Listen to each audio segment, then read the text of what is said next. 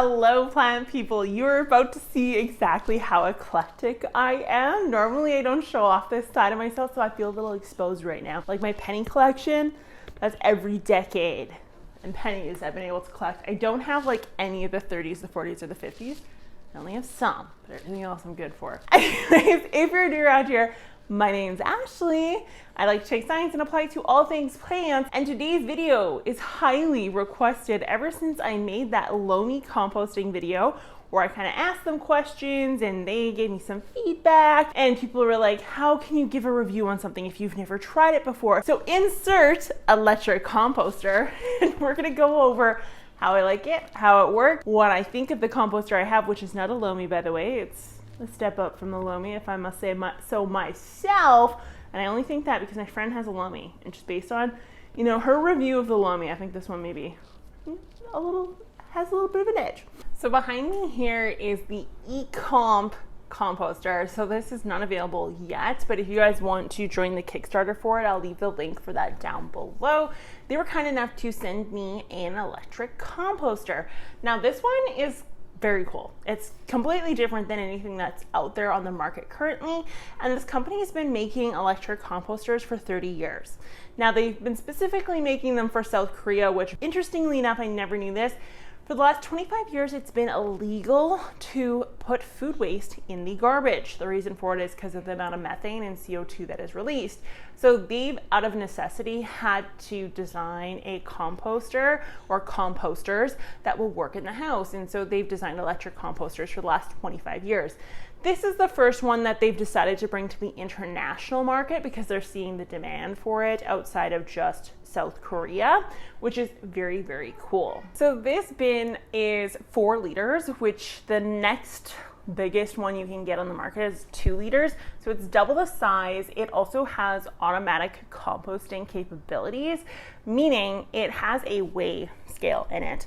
And the scale will show up on here. So currently right now I have 0.3 kilograms of uncomposted material inside of the bin.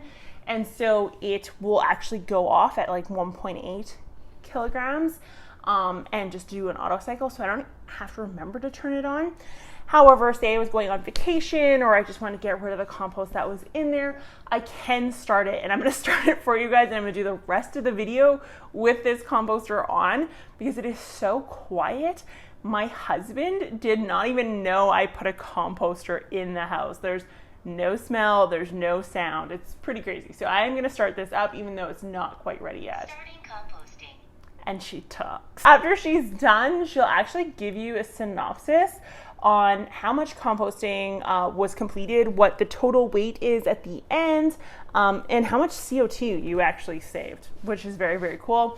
I put in a huge load the one time, and it was like, I think it was over 1.8 kilograms because I filled it up. I was processing a ton of carrots to can.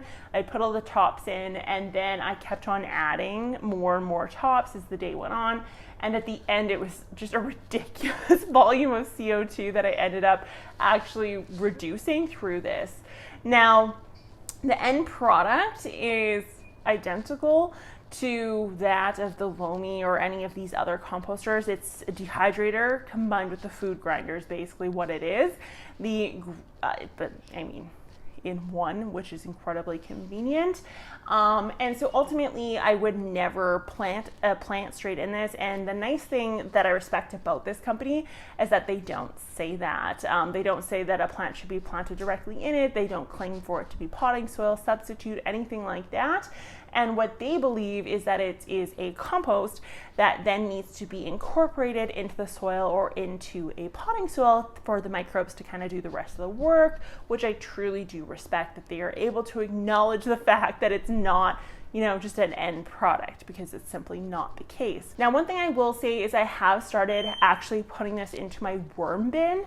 And the reason for that is because it's a very dry, dehydrated product at the end, and because of that, it ultimately, when I feed it to my worms, it really helps me control the moisture levels in my worm bin, which is something that some people can struggle with in worm bins. I don't have too much issue. I'm usually on the drier side, but I recently just gave them an entire spaghetti squash that had like a nick in it, and it wasn't, it was starting to go moldy and gross. So I put the whole squash in, which, added quite a bit of moisture. And so being able to actually add in the Ecomp byproduct was huge for being able to control that moisture in there. The alternative to this would be to just top dress your garden or your house plants or whatever the case is. I would keep it under 10% by volume when combined with the space that you're growing in, just because if you overdo it, there's a potential for nitrogen lockup and stuff, because again, it's not perfectly cured compost, but incredibly convenient. So the self-automation here is huge. With Lomi, you don't have the screen to tell you how full your container is, and a lot of the electric composters don't tell you how full your waste bin is, and so you're just kind of filling to a specific line. Whereas this one, so I had a day where I had lots of eggs, and then I had some like paper products that I put into there, and ultimately it just wasn't, those things didn't weigh much, but the bin was full because it looked full. And so my weigh scale is telling me that it's not full yet. So I actually pushed down on those products and really compacted them into the compost bin, which obviously helped it so that I could collect more waste and get that kilogram up, which meant I didn't have to run it when I thought I would have had to have run it, just based on that. And I don't jam the machine or anything when I do that, because again, it's just based on weight. It's not necessarily based on volume. The other thing about the Ecomp, and just something that I would look for in any electric composter if you're in the market for one, is active storage. So I can, for example, if I put like carrot tops in there, I can hear them tumbling around every once in a while, even though it's not decomposing, and it's because it's an active storage. So what happens, or what I'm suspecting is happening with this, is it's actually turning the compost and aerating it to keep the smell down. There's no smell that comes out of this. And so because of that, I think that active turning is huge. It doesn't even stink or anything when I lift this lid up, and she's gonna talk again because she knows when she's unlocked. Composting paused. And it pauses it, and you can add to her. Close and lock the lid. Caution, the drying bin may be hot. Maybe. So you can actually add to the bin as you're composting throughout the entire day, which is again huge. Now that my husband knows that this is here, we've actually just removed the bin that I had on the side of the garbage that was, home of the gnat, pretty much at this point. And he just throws it directly into this, which is huge. I've never seen him just like nonchalantly do something that I've asked for before. And this is one thing that he's like, yeah, whatever, I'll just throw it in there. So there is a self-clean cycle on here as well to kind of keep things nice and purty. And yeah, it's just a really, really great product.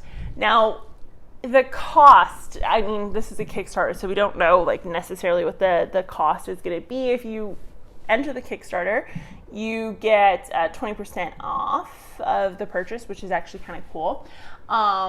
And for like me, for example, in Saskatoon, there's a law or a bylaw being passed here where every family gets 3 choices of garbage bins, and you have to pay for your compost bin. And so the idea of, spending a bit of cash on this to save on a monthly payment of a bin that we would otherwise have to buy is obviously huge. Now, I already compost on a large scale, but being in Canada in a cold climate, my compost bins that are not insulated are completely obsolete.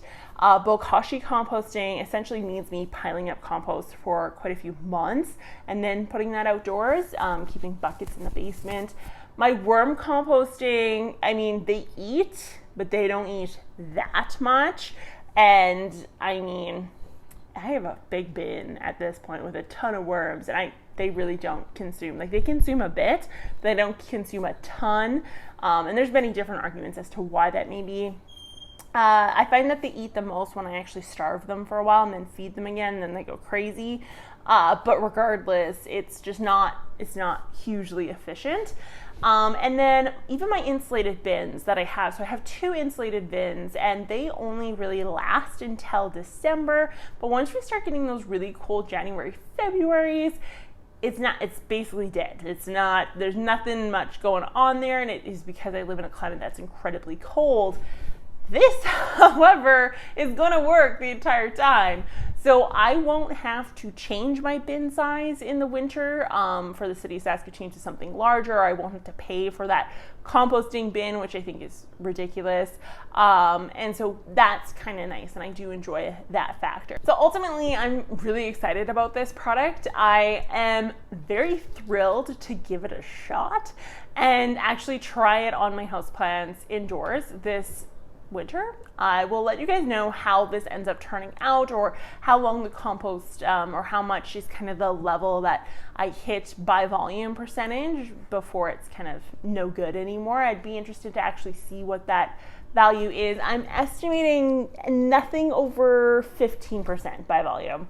Anything over 15% by volume, I'm suspecting I'm going to end up with some nitrogen losses, or perceived nitrogen losses anyways, showing up in the actual plant itself. So that's all I have for you guys today. Ultimately, I'm very excited about this.